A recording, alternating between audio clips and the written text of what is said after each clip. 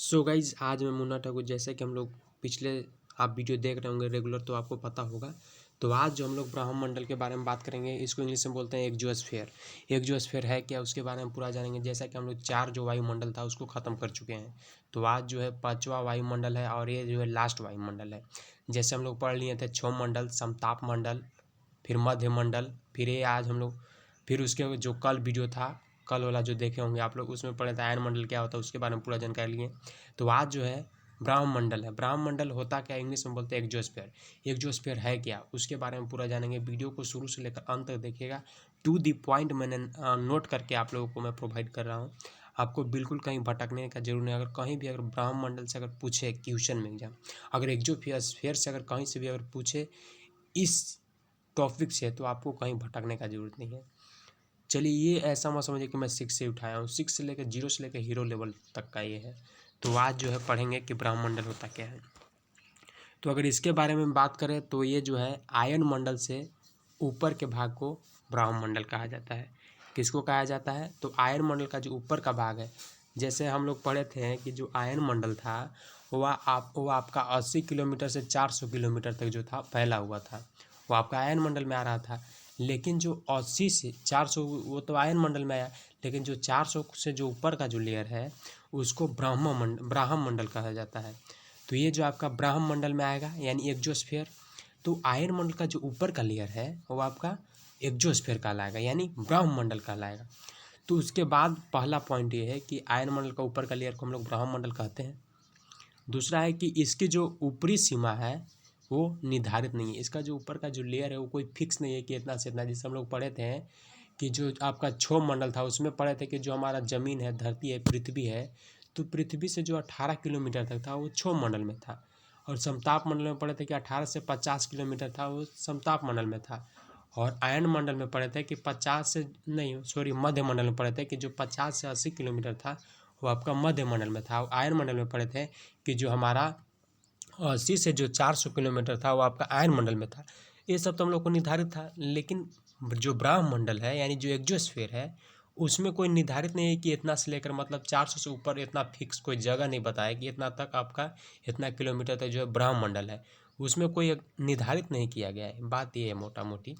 अगला है कि तीसरा पॉइंट कि इस मंडल में हाइड्रोजन एवं हीलियम गैस की प्रधानता होती है। ये क्वेश्चन इंपॉर्टेंट है, कभी कभी एग्जाम में पूछ देता है कि कौन सा वैसा वायुमंडल है जिसमें जो आपका हाइड्रोजन एवं हीलियम की जो है गैस की जो है प्रधानता होती है। तो आप लोग डायरेक्ट टिक करेंगे कि आपका ब्रह्मंडल है यानी एक्जियोस्फीयर। तो एक्जियोस्फीयर में जो हाइड्रोजन और हीलियम जो गैस है इसका जो प्रधानता होता है, मतलब इसमें जो है पाया जाता है। ठीक है, चलिए अगला पॉइंट क्या है। अगला पॉइंट है ये कि आप समझिए, कह रहा है कि जो इस मंडल की महत्वपूर्ण विशेषता इसमें ऑरोरा ऑस्ट्रेलिया बोरियालिस की होने वाली घटना है। इस मंडल में जो महत्वपूर्ण विशेषता यही है कि जो ऑरोरा ऑस्ट्रेलिया और बोरियालिस की जो होने वाली जो घटनाएं होता है इसी मंडल में होता है।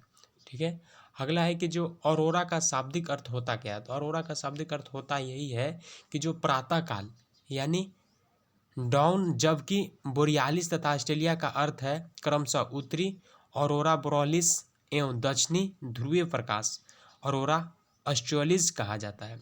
नहीं समझ पाओगे आप लोग।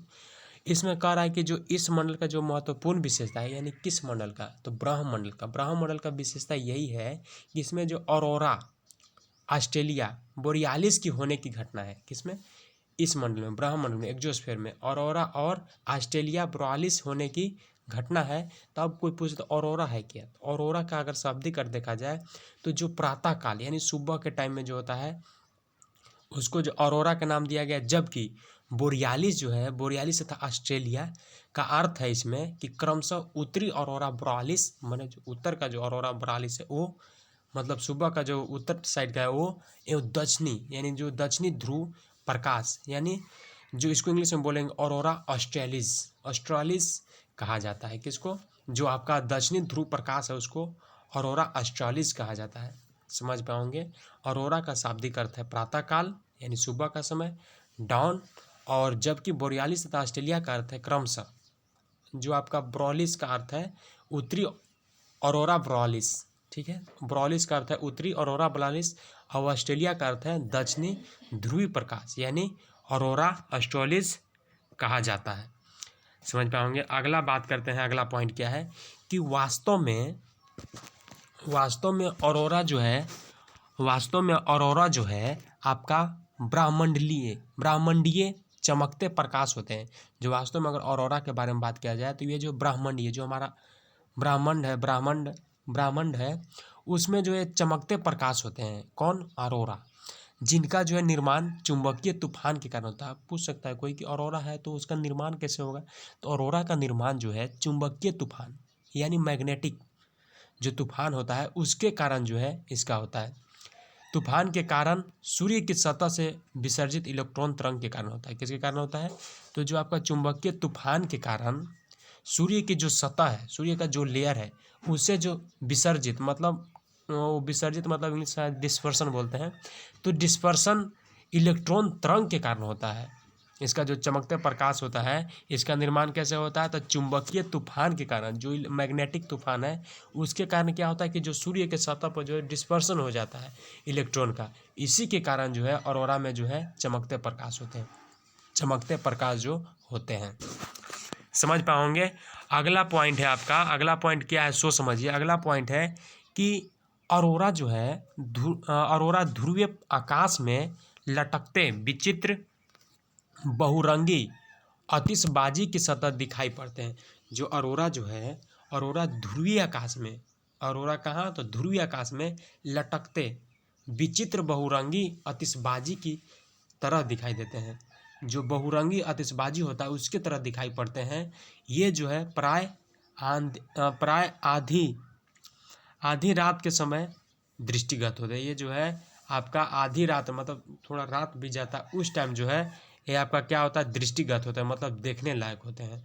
तो मेरा आशा है कि समझ पाओगे। वीडियो भी थोड़ा लंबा हो गया है, टेंशन नहीं लेना है, पूरा जो है सीक्वेंस वाइज आपको देखना है। कहीं दिक्कत होगा तो कमेंट आप जरूर कीजिएगा, और चैनल पर नए होंगे तो सब्सक्राइब करके ऑल नोटिफिकेशन क्लिक कर लीजिएगा, ताकि आने वाला हर वीडियो का नोटिफिकेशन आपके पास पहुँचे और एक ज़बरदस्त स्ट्रेटजी के साथ हम लोग आगे बढ़ सकें।